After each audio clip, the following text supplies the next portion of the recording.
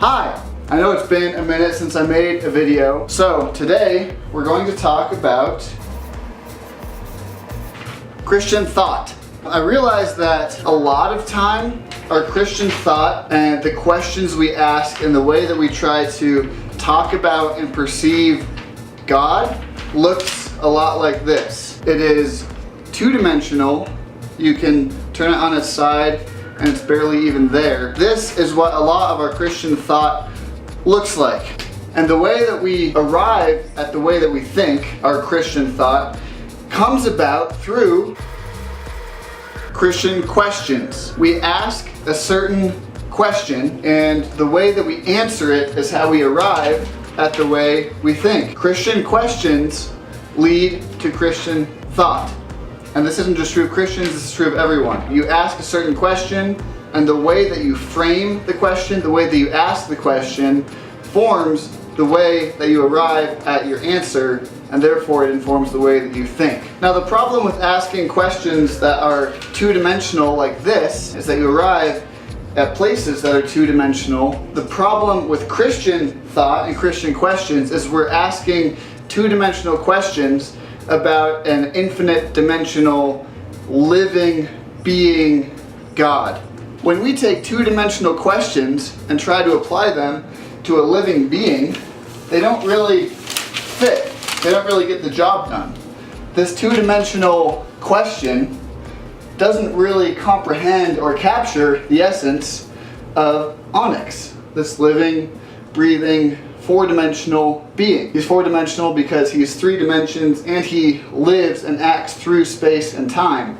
So this little question doesn't really fully capture this living being. You can't really make it fully describe him or fit on him. So instead, when we take these two-dimensional things and begin to pile them up as our form of theology, we make stacks upon stacks after stacks after stack of two-dimensional things. And so rather than describing an actual living being, Yahweh, the Creator God who knows all and is through all and all things are for him, we end up with stacks upon stacks upon stacks of two-dimensional, inanimate pages of books.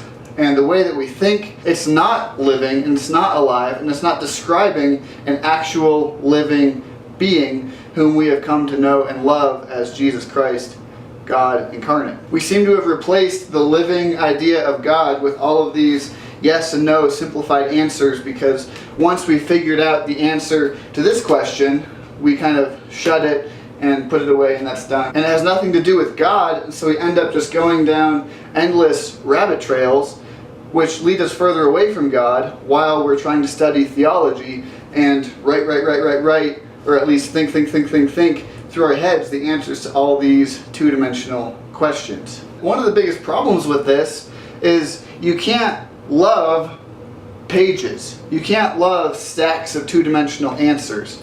You can't love books upon books upon books.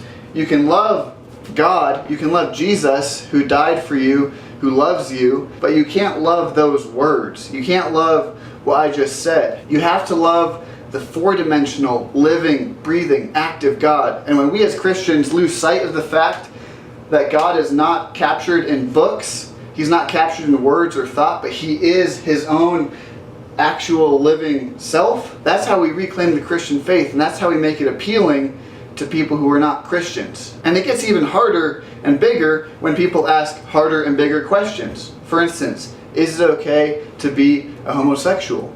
Is it okay to live a certain way? Is it okay to sleep around before I'm married? Is it okay to do this? And the problem with questions like that is that the way that they're asked, the way that they're framed, imply that there's an equally two-dimensional answer. Rather than saying, I'm a human, you're a human. We are not two-dimensional beings.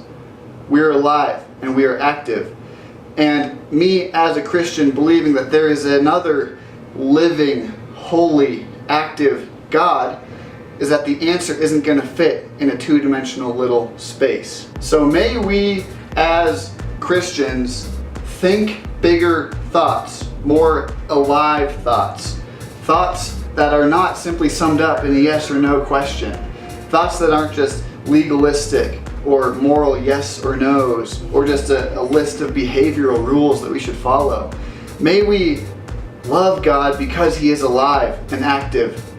He's not contained in these pages of these books, but He is so much bigger than that. And may we never lose sight of that as we think through our Christian faith and as we reason through what exactly we do believe without settling for simple, two-dimensional answers.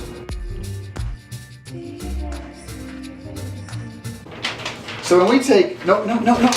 Oh, careful.